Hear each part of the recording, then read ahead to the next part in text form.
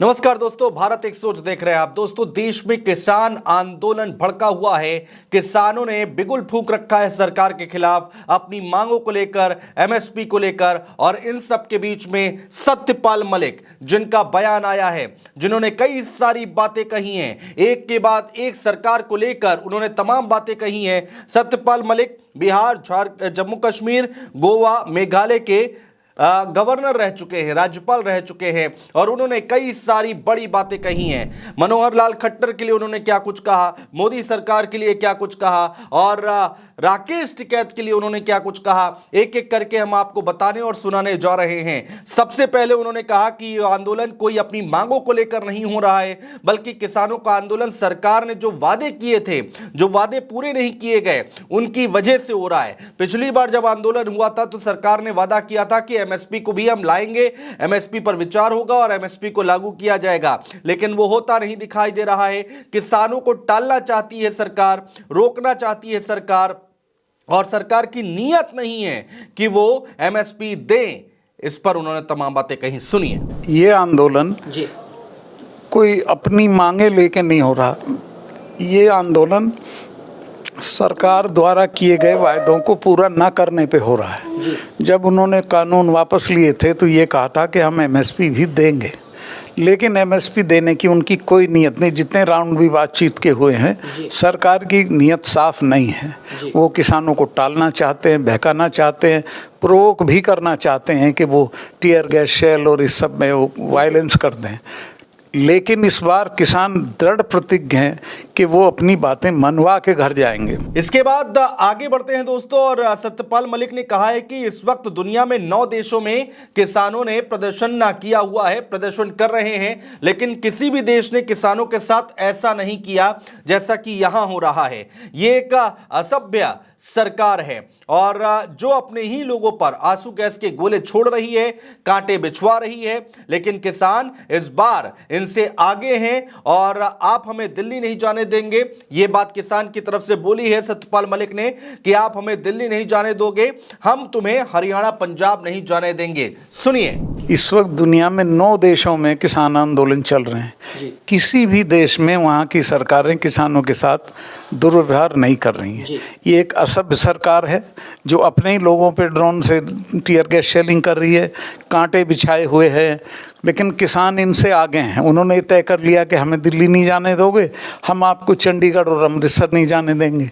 अगर वो भी बैठ गए इसी तरह कांटे बिछा के, क्या होगा तुम्हारा?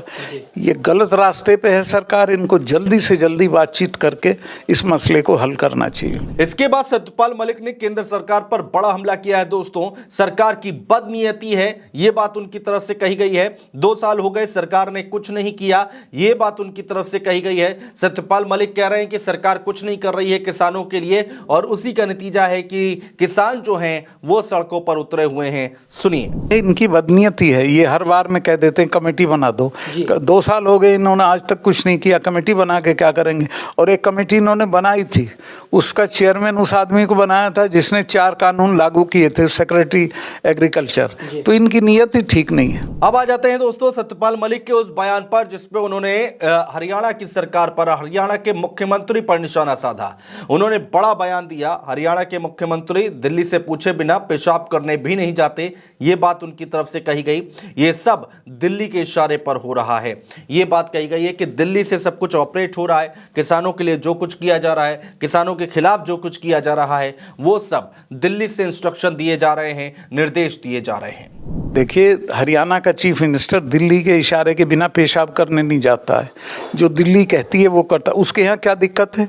उसके तो बैठ नहीं रहे, वो तो दिल्ली आ रहे हैं और वहाँ से सिर्फ पास हो रहे हैं। तुम्हारा क्या अधिकार है रोकने का? ये सिर्फ दिल्ली के इशारे पे हो रहा है। 2024 का चुनाव दोस्तों हमारे सामने है, और सत्यपाल मलिक कह रहे हैं कि साल 2024 में ये जो चुनाव होने जा रहा है, अभी कुछ महीने बचे हुए हैं चुनाव होने में, और किसान आंदोलन का असर इस चुनाव में पूरा होता दिखाई देगा। इस चुनाव में इसका असर देखने को मिलेगा। अगर विपक्ष एक्टिव रहा और विपक्ष एकजुट रहा तो भारतीय जनता पार्टी को वोट तक नहीं मिलेंगे।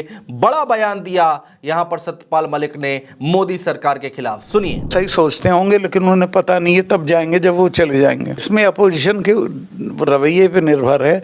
अगर अपोजिशन सड़कों पे कूद गया तो इस सरकार का तो पता ही नहीं चलेगा। अब आपको दोस्तों बताते हैं कि सत्यपाल मलिक ने राकेश टिकैत के लिए क्या कहा है। सत्यपाल मलिक ने कहा कि राकेश टिकैत को लेकर बड़ी बात कही सत्यपाल मलिक ने, और राकेश टिकैत के लिए कहा कि वो डबल चलते हैं, यानी कि दोनों तरफ चलते हैं, लेकिन फर्क नहीं पड़ता है। राकेश टिकैत के साथ ज्यादा लोग हैं नहीं, सुनिए।